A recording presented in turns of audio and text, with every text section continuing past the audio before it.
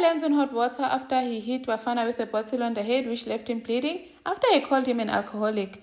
Captain Cohen asks Mdala questions about the night of the heist. Tapela discovers that Mzandile Makeba is actually Tiro, who has been visiting Pablo in prison.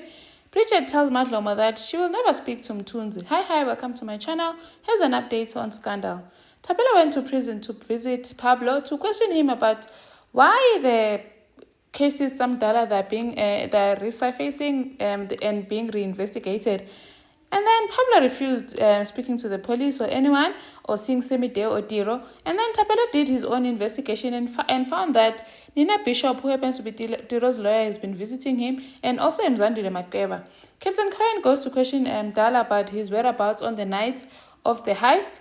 But Mdala is like, that was a long time ago. How am I supposed to remember? I don't keep a diary. And then Tapelo comes and talks to Vuvu about this whole thing of seeing that Tiro's lawyer has been visiting Pablo, and that there's also a Mzandile Makeba on the list, whom he doesn't know who that is.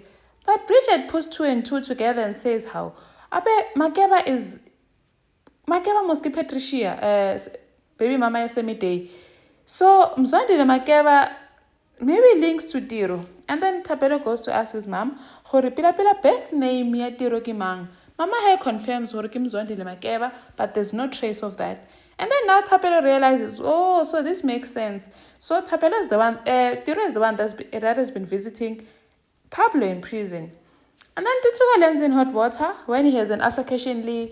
Bafana came about and they were like, why are you here? Shouldn't you be in prison? And then Bafana ends up calling Tutuka a drunkard, an alcoholic who's failed to protect his sister. Now his sister got raped. Tutuka lost it, hit him with a bottle on the head. Shambotso tried to calm the situation, tried stopping him, but it was too late. Tutuka hit Bafana with a bottle on the head. Now he's lying on the floor bleeding. Now he's scared because what have I done? Is he dead? What's going to happen? And then Madlomo goes to talk to Bridget, begging her to speak to Mtunzi because Mtunzi is trying to fix his life, so he wants to apologize to everyone that he has hurt. But Bridget is like, woo, never. I'm not talking to Mtunzi and I'll never forgive him. He threatened me and threatened my children. I'll never forgive that man. Matubela is like asking Madlomo, I don't like that now you're putting your life at risk because of Mtunzi. Now everyone at Utembenu is not going to like you because of Mtunzi. Is that worth the risk? And then Lihle went to get tested. She got her dot to prove that she's still a virgin. Teresa overhears Dinta talking to Boy on the phone saying, please leave that man alone, he's married, referring to Poet Njal. Poet then gets home late, very late, while Teresa is already asleep, while pretending to be asleep. And then Poet listens to a voice note from Boy going, hey, we make a good team, the client loves you and I love you too, good night, darling, blah, blah, blah. While Teresa is listening to the whole conversation, now she's worried, Hore, this wee girl is taking her husband. Thank you for watching. Please like, share, and subscribe. See you in the next one. Bye.